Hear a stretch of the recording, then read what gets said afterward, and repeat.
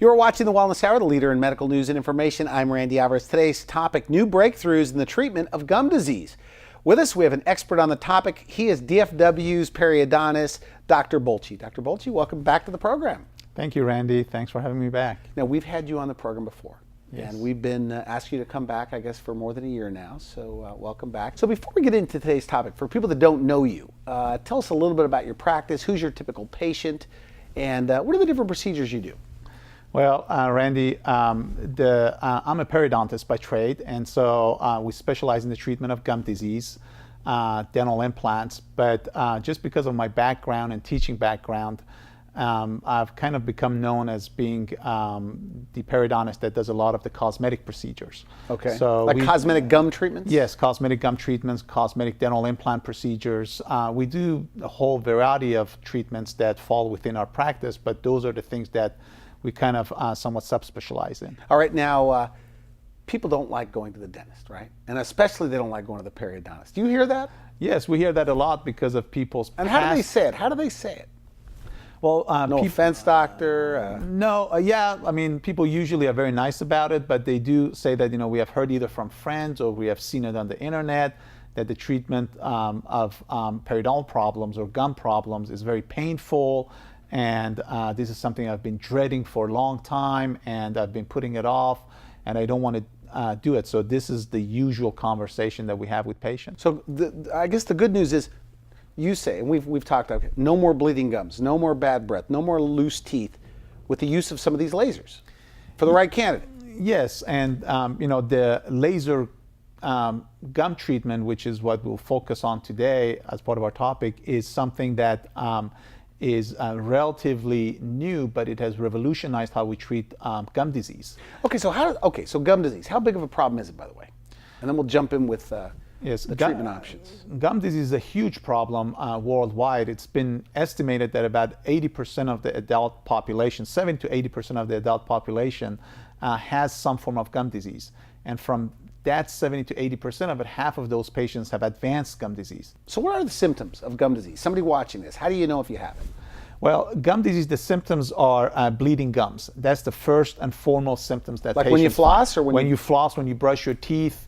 If it's really bad, you even have spontaneous bleeding of the gum tissue. Really? The other symptoms can be gum recession. One of the symptoms that a lot of patients come to us for is bad breath, because these bacteria that are in the mouth that are causing gum disease cause bad breath. Shifting of the teeth. If your teeth shift and you start developing gaps in between your teeth, that's another sign that you can have gum disease. How is that connected to gum disease? I mean, help me understand that. And even bad breath, how is that connected to gum disease? Okay, well, bad breath is based on the fact that bad breath is caused by bacteria. There are compounds in bacteria called the volatile sulfur compounds that cause bad breath. And so if you have a lot of gum disease, then, which is a bacterial infection. So under the gum line? Yes. Is an infection? Is that what you're saying? Absolutely. Gum disease is an infection that basically you have a lot of bacteria under the gum line, and these bacteria produce these volatile sulfur compounds and cause bad breath. Cause bad breath. As far as the shifting of the teeth goes, that is related to the fact that these bacterial infections under the gum tissue. So what your body does in order to wall itself off, it's a constant war between your body and these bacteria in the mouth. So how does that make the tooth loose? Yes. Oh, that's the part I'm not getting. Exactly. And your body, in order to wall itself off, is basically, it's like a constant war between them. So your body basically cuts its losses and then resorbs back, or, you know, sets back and takes away bone and gum tissue in the process, and lets the bacterial army have those assets, if you want. And so you lose more and more bone in the process. So teeth get loose, and when teeth get loose and lose support, then under the forces of the bite, they shift. And this is, I mean, if caught early, I mean, you say it's an easy one to take care of, if caught early. Absolutely. If it's caught early, then this is something we can treat. And we have studies that go 50 years. And 50-year studies have shown that if this is caught early and treated early, then there are two advantages. One, we can be much less invasive with our procedures. And two, we can maintain these teeth for the patient's lifetime. And again, there are 40, 50-year studies to back that up. Okay, now back to, you mentioned gum recession and bleeding while flossing. Isn't that normal just to have a little bit of bleeding while you're flossing? No, that's Really? that's not normal. I mean, that's a little misconception, is that you can't have a little bit of bleeding and that's okay. Bleeding is not normal. Bleeding is a sign of inflammation. If you take an analogy, if you had bleeding from your nose, or you had bleeding out of your ear, or you have bleeding from your eye, you would go to physician right away. You wouldn't even wait 1 second. So the bleeding from your gums is completely not normal either. It's a sign of inflammation, and the inflammation is related to the reaction to the bacterial infection. So it is not normal, and it should be treated. So you treat gum disease as a bacterial infection. Absolutely. So there's two ways to get rid of it. Cut it out or laser it out. Is that true? Am I oversimplifying it? Yes, a little bit. So the Because tradition. I thought that's what you told me. That's why I said Yes. two ways to do it. Well, yes, the traditional method of treating gum disease is to basically, this is the traditional method that And this we is were what all you do. trained in. Yeah, Okay. this is what we were all trained in, is to go in and cut away the gum pocket. Either cut it away. What does that mean, the gum pocket? Okay, so as I explained, is that every time you have a bacterial infection and you lose bone and gum tissue, the pocket around your gum tissue is getting deeper and deeper. So you have a pocket. space around the tooth. Space, yeah, the Okay, space, okay. the crevice around that forms between the gum tissue and your tooth is getting deeper and deeper, because these bacteria are literally eating away at the bone and on the gum tissue.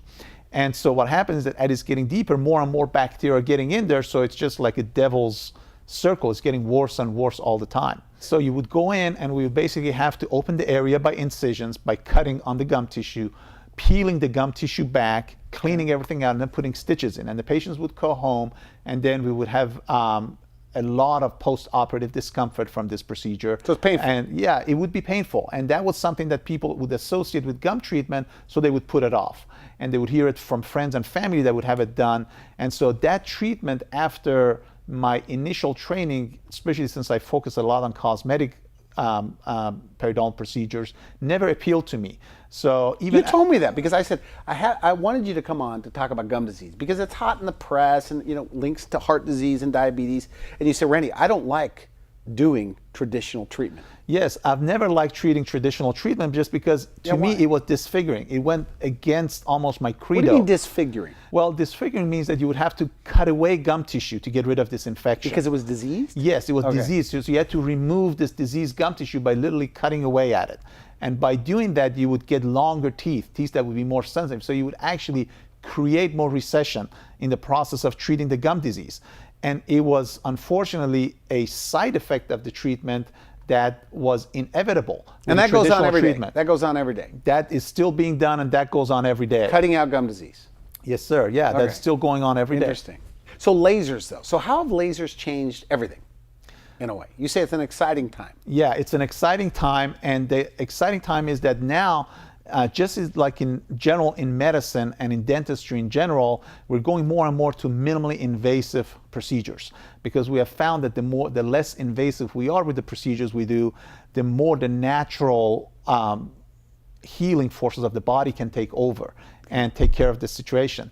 And so what the laser does, it allows us to treat this bacterial infection by going directly to the Are you source. killing it with the laser? Yes, the laser has got basically the light energy that the laser has is absorbed by these bacteria and absorbed by basically the color of the bacteria. Has a color? So the bacteria are pigmented. And so Okay. the bacteria that cause gum disease, they have got pigmentations.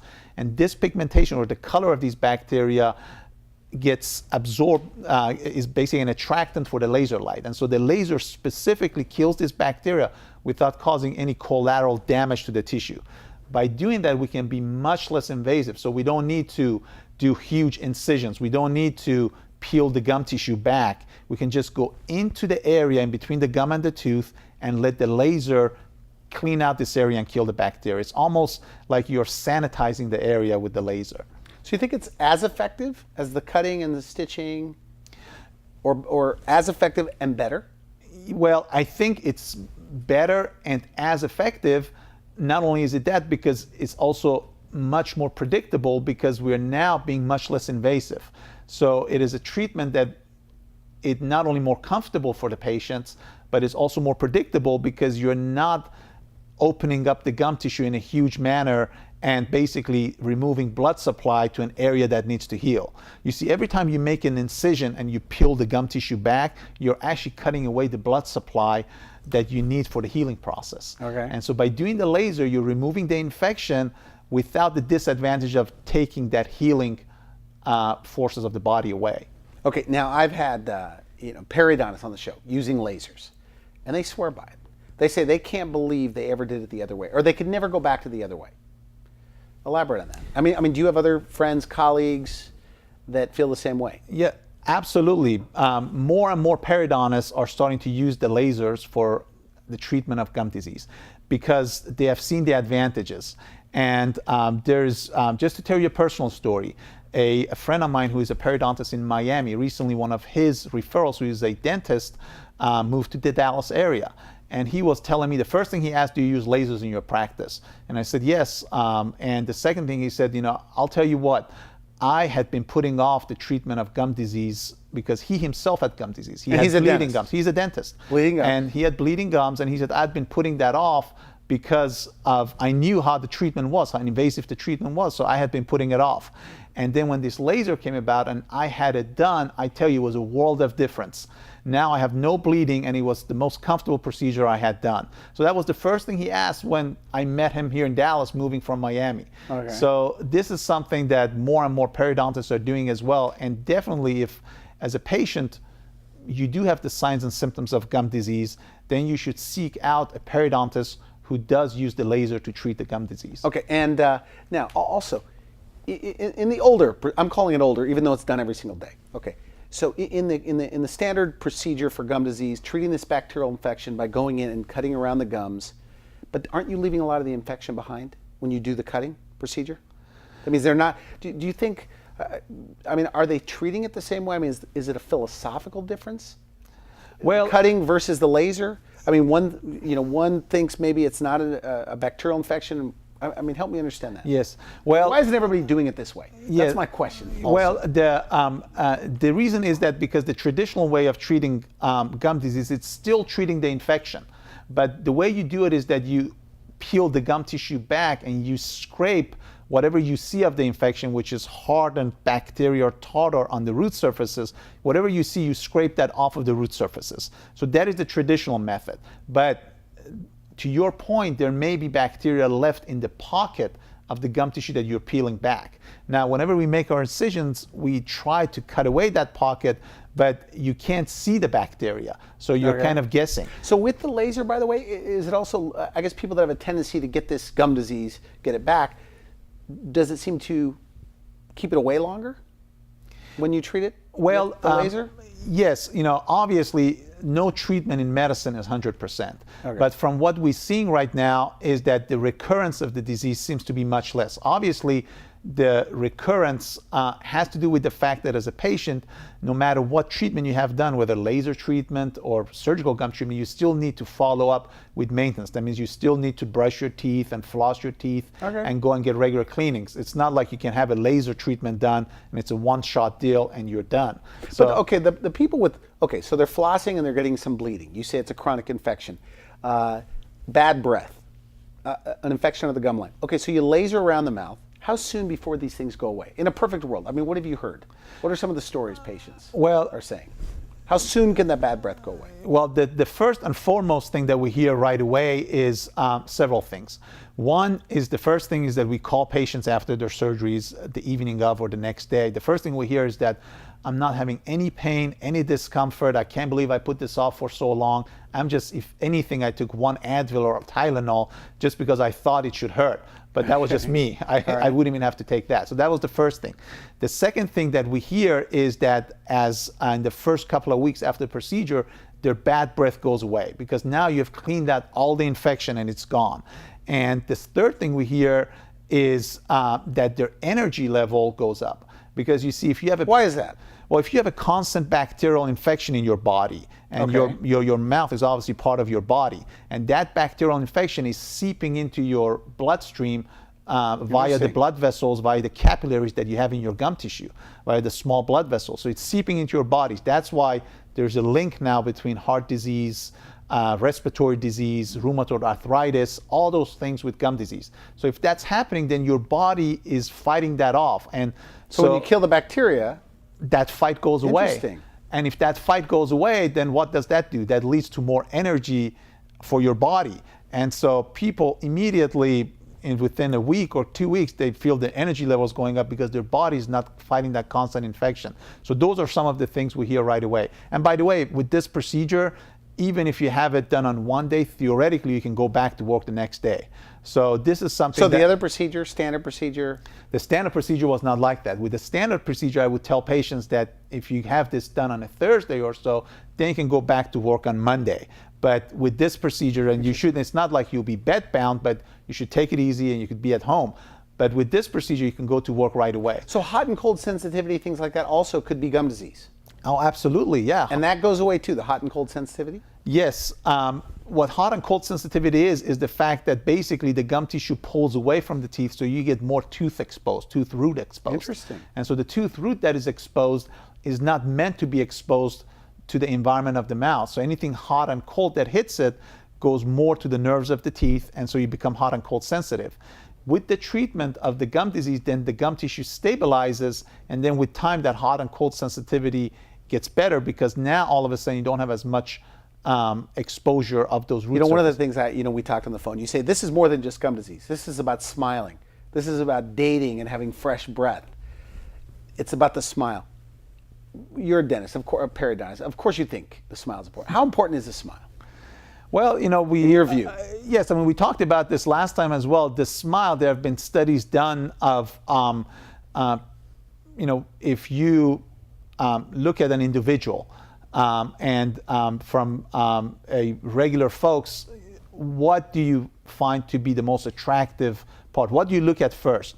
And the two things that always come up first are the eyes and the smile. So there's so many rhinoplasties being done. There's so many nose jobs being done, but nobody really looks at the nose. Everybody looks at the eyes and the smile. So the smile is one of the most important features for somebody. Do you find that after these gum treatments, people are smiling again? Oh, absolutely. They're smiling for several reasons. One, as I explained previously, their energy level goes up. So they're smiling because of that. Then their bad breath goes away. People are not afraid to go out and date again. People are not afraid to basically talk to their colleagues because they don't have a bad breath, or their partners. They don't have a bad breath anymore. So that's one of the things that they can immediately smile about. And the other thing is that because with this laser gum treatment, we can treat gum disease in a minimally invasive way to where it doesn't cause gum recession. Could somebody be too far gone? They've been told they have these big pockets.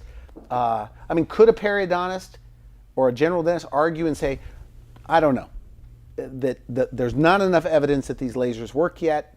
Could somebody say that? Well, somebody could not say that there's not enough evidence that the lasers work because we have plenty of evidence. But do they say that? Do they say that? Oh, absolutely. There are many dentists out there. I and spoke even to a Dr. Heller, yeah. as a matter of fact. He says, Randy, there's not enough evidence yet. Yes. At least for him. Yes.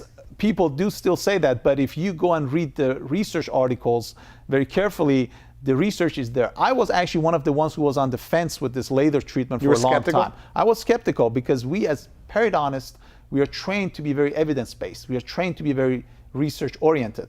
But nowadays, there's so much research out there on this topic that is very convincing. As a matter of fact, respected clinicians like Dr. Stephen Brown from Philadelphia, or several of the periodontists who are on the board of directors of our governing body, which is the American Academy of Periodontology, are using lasers. So more and more periodontists are evaluating the research and seeing that it has shown to be effective and basically starting to incorporate lasers into their practices. So is the message, if you had to say, that if you've been told you have gum disease, look for a dentist that has, a periodontist specifically, that has a laser?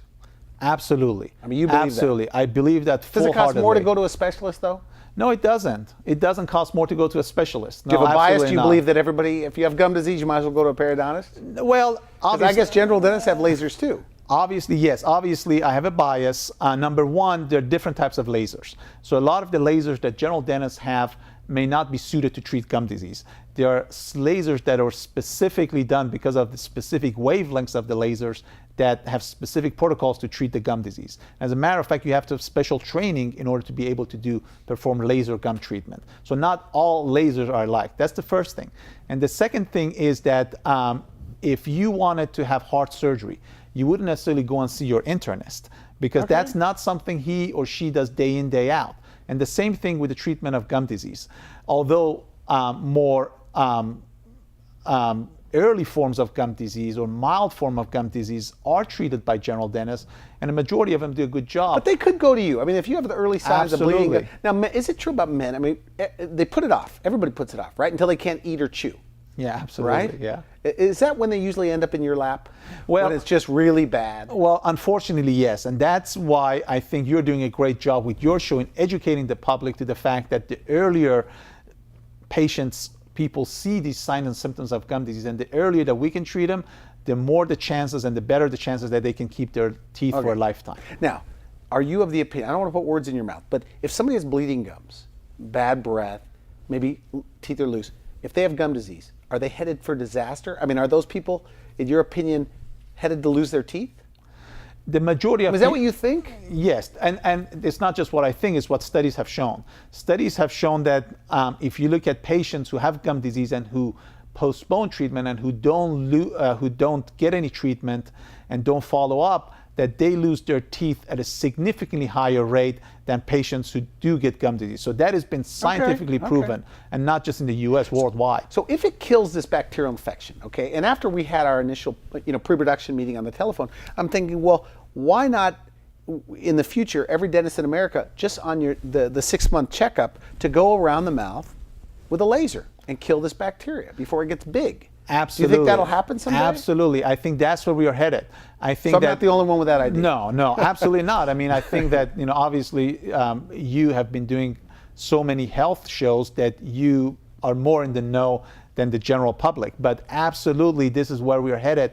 I firmly so like the hygienist that. at what, a lower setting? Absolutely. There'll be new lasers that will be coming up to where when you go in and get your cleaning, instead of getting your gums scraped, as it's being done now by the hygienist, that everybody will go in and that the gum cleaning or the deeper cleaning or the regular cleaning will be still a minor part of it, but the laser will be a major part of it. But why is it, how could loose teeth become no longer loose? Is it because the gums are holding onto the tooth better after the treatment? That's the part I don't get. Yes, because if you have basically gum tissue that is inflamed,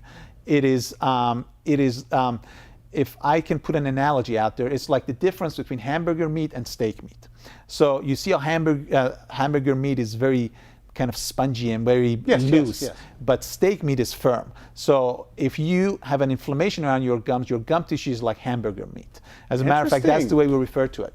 When you treat the infection and get rid of the infection, it firms out, it becomes steak meat. And steak meat is much firmer. But if they've lost bone though, it's too late at that point. Well, yes and no, because what we have seen is that with this laser gum treatment, a lot of times when the infection is removed and the body given a chance to heal, that a lot of times the bone regenerates and basically we get bone regeneration.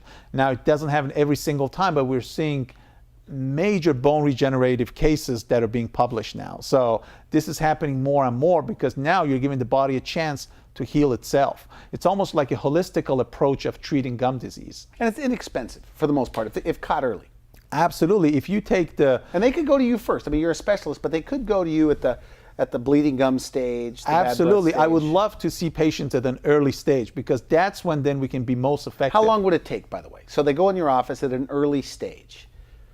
Ideal situation. If they come to me at an early stage, then the treatment can be a 30-minute, 1-hour laser treatment. And with that, then they are basically have gotten rid of their bacterial infection, and all they need to do is brush and floss regularly and keep up their regular cleanings. So laser, is this called laser dentistry? I mean, is it laser, look for a laser dentist? It's called laser gum treatment. Okay. And again, look for a periodontist that does this, and look for a periodontist that does the correct type of laser that is got FDA approved, that is backed by research.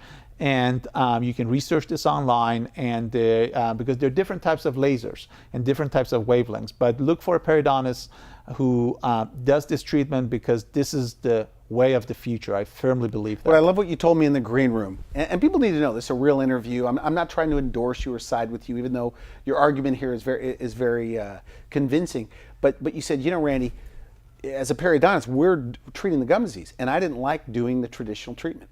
Absolutely. But you like doing this Absolutely. Laser treatment. I have found a new excitement for treating gum disease because of this. As I told you, I had actually started in my own practice doing less and less of the invasive procedures, just because the result was just counterproductive. You said your own family or whatever, you wouldn't want to do what the cutting procedure. Not just on my own standard. Yes, if I were to have gum disease myself, I would not want to have the standard surgical procedure done on me. You wouldn't? No way. You'd get a laser? No way. Absolutely. I would find a periodontist, a colleague, and thank goodness now we have more and more of them who I can call on. If I had gum disease, I would call on the colleagues who have got this laser treatment, and I would let them treat me. Just like this dentist friend of mine from Miami who moved here, he had the same experience. So this is something that if you talk to a lot of dentists who are in the know, they will tell you that's exactly what they would do. So no more bleeding gums, no more bad breath, no more loose teeth. Teeth are starting to shift. You could stop that. You could stop all of that, yes. Is that right? Absolutely. And you say, and I know this is a big topic, but you say smokers, and there's a lot of people with zero symptoms, and they have it. Yes, unfortunately, gum disease is not something that's painful, so it doesn't cause pain. And a lot of people just associate pain as the only thing that's causing a problem. But it's the subtle symptoms that we talked about as bleeding gums, shifting of teeth, gum recession, bad breath, those kind of things that patients should look out for. And those are the things that if patients come to us in an early phase, we can treat very, very effectively. Okay, great. I want to thank you for coming to the show. Very interesting. Thank you, Randy. Thanks for coming back. I appreciate you having me on your show. And your website is pretty comprehensive. They could go there, learn more. Absolutely. People can go on our website. Is www.drboltchi.com, and we have all sorts of information, testimonials from patients who have had this done, and schematics of how it's done. And so there's a lot of information there. So you think you're going to be known as the go-to guy in Dallas for gum disease? Are you going to wipe out gum disease in Dallas? That's certainly your secret goal? That's our secret goal, absolutely. And we want to do it in a minimally invasive way to where patients are very comfortable in having it done. Okay, great. You've been watching The Wellness Hour, leader in medical news and information. I'm Randy Alvarez. If you'd like to see this interview again online, visit our website at wellnesshour.com and just put in gum disease, Dallas, or Dr. Boltchi's name. For now, I wish you good health. Thanks for watching The Wellness Hour, the leader in medical news with your host, Randy Alvarez, the authority on health issues.